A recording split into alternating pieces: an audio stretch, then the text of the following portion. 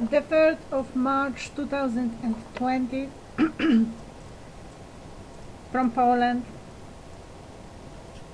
for a few reasons. My response to the development of the situation in the US Congress and other developments wherein my identity is Polish, a private person, an innocent, law-abiding individual. Inspired by Lech Wałęsa's speech, Krakow, the 28th of November 2019. Ladies and gentlemen,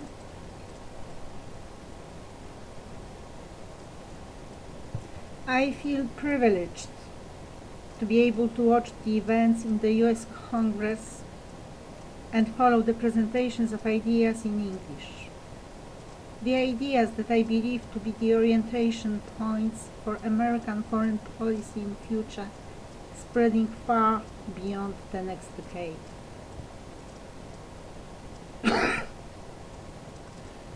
Whoever expected the United States to fall into the memory of the good old days of power was incorrect.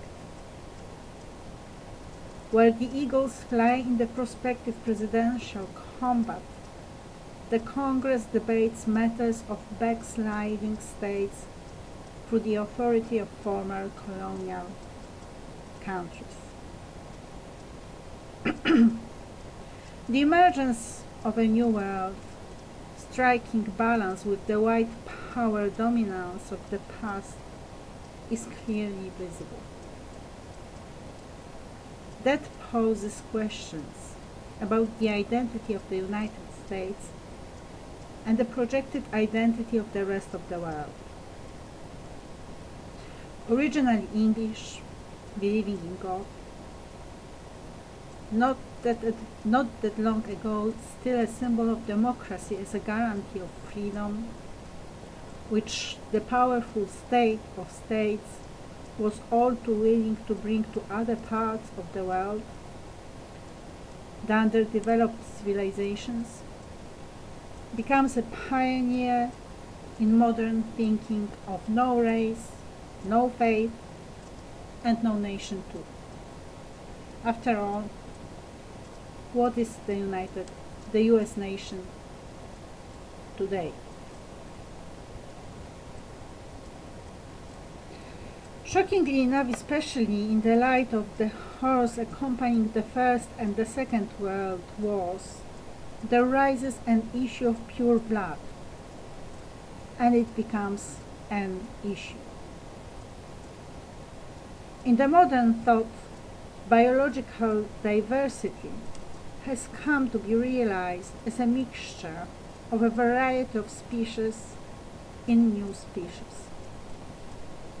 The new breed animals appear to have been enhanced, and when one considers it, one arrives at the question: is it me and my inflexible mind that poses the image of the new creation, while it had moved smoothly over the evolutionary forms of ancient ages? And perhaps it is. Nonetheless, I push the button of alarm. For where we had been traveling the road of tolerance in cases of transracial marriages, we had not asked ourselves about the basic life drive, the actual survival of the species. It might be too late to ask the question today. Still, it is vital to arrive at a correct diagnosis of the situation we are in today. Then a correct evaluation of the situation with regard to its ills and health. and then think slowly against all the pressure of this superimposed pace. What to do next, and how to think about things overall. From the Polish perspective, as a representative, I can say that most Poles do like Poles as a species, however tainted by liberties enjoyed without graver thoughts.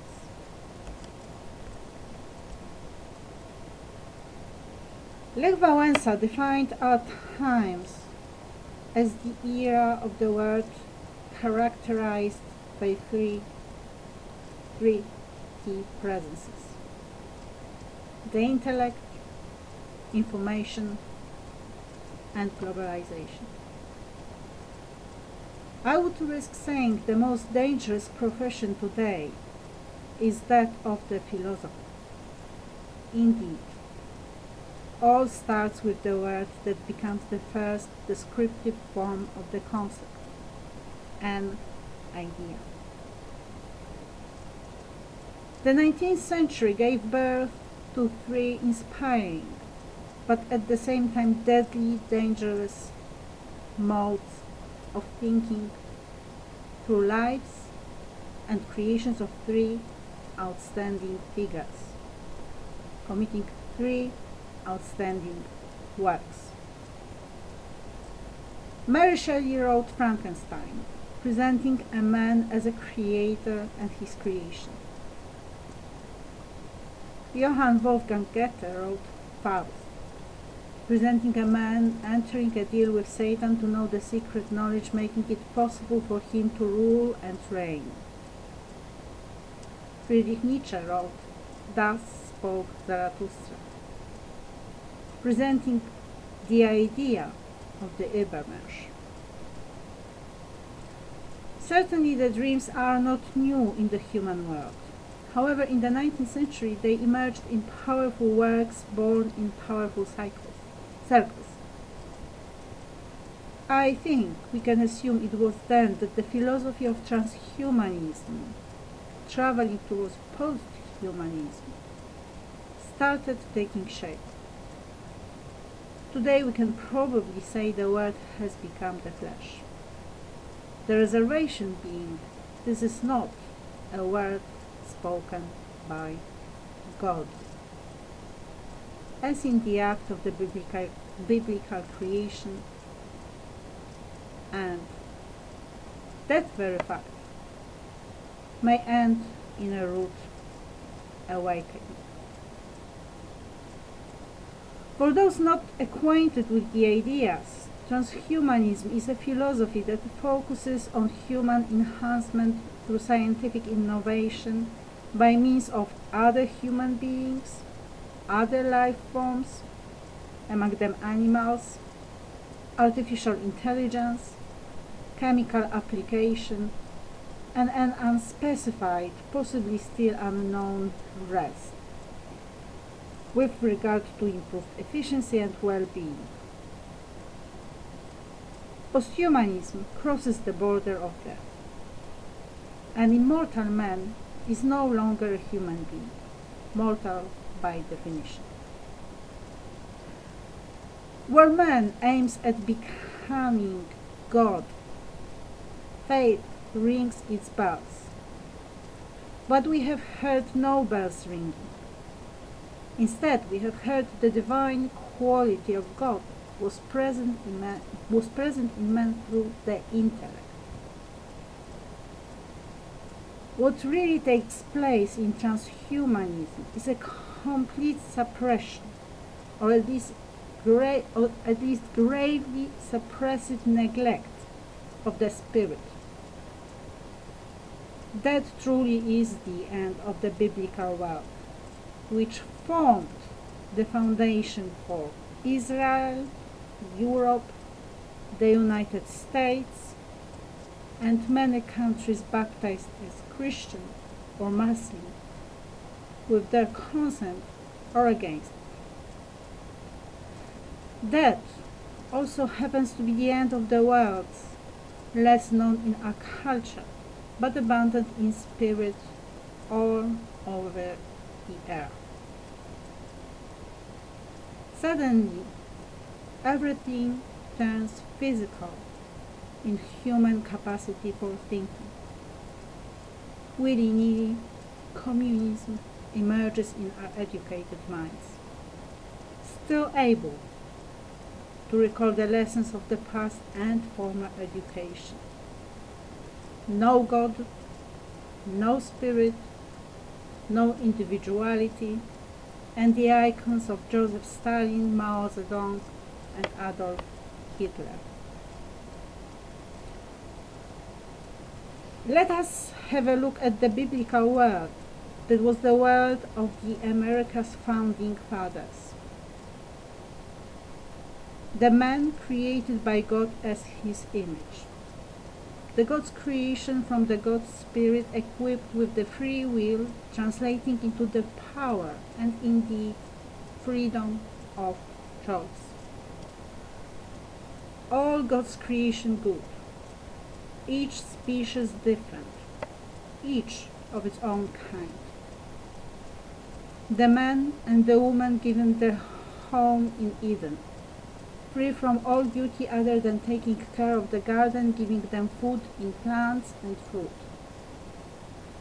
The man forbidden to eat from one tree only, the tree of knowledge. The man and the woman breaking the rule, falling into shame, punished with toil and pain to be lived out of Eden in case they were to reach for the fruit of the tree of immortality. There had been no reservation concerning the tree of immortality prior to the consumption of the fruit of the tree of knowledge. The post-Edenic men and women are simple, until the icon of virginal innocence enters the human stage in the person of Virgin Mary. Significantly, the birth of Jesus, the Savior, is accompanied by the death of the innocents and the cry of iconic Rachel. The biblical story unfolds.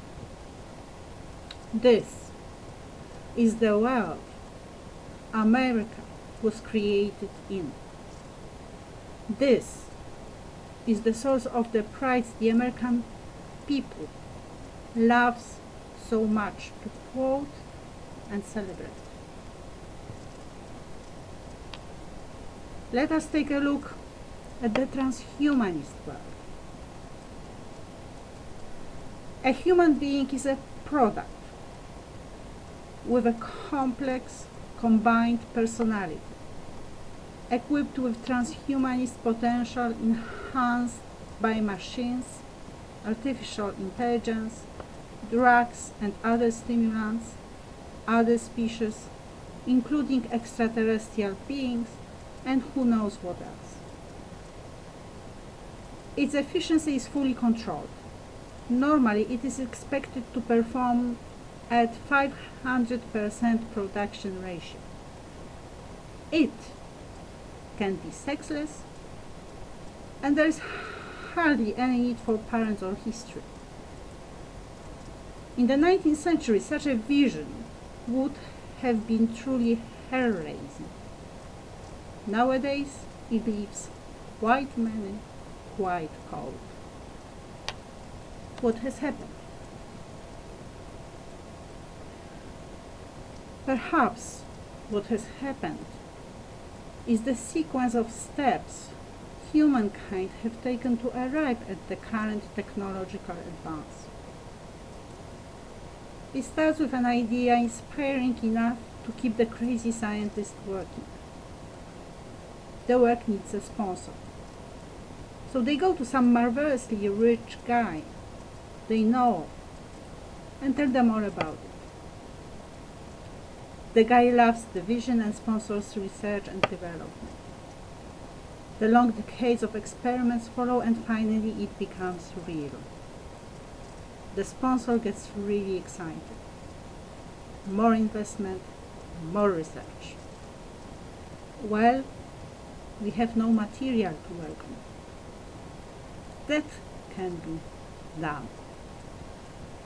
The crazy scientist will have a lot of material to work on. And so, we arrive at where it was and comes with their laboratories. Significantly enough, no one cared to block the transports to extermination camps in Poland, or indeed to be brutal enough to sacrifice the ones in the camps by destroying the camps, thus saving the many ones not in the camps yet, let alone arrive and set the ones in the camps free. Not even the powerful USA. A lot of material. And so it traveled from the first idea to research, initial knowledge, experiments, theoretical hypotheses, more experiments, a theory, its application, verification of the theory, corrections, development of the technology, until it reached the necessity of the change of power. The many people sacrificed in the scientific act felt pretty infernal for those that had come from the biblical paradise. The power change required social acceptance for new ways. The mob might not be too bright, but God was with them, so they fell. All can be done. Ladies and gentlemen, are you ready for the new world order? Are you? Greetings from Poland. Agnieszka Justycja Rojek.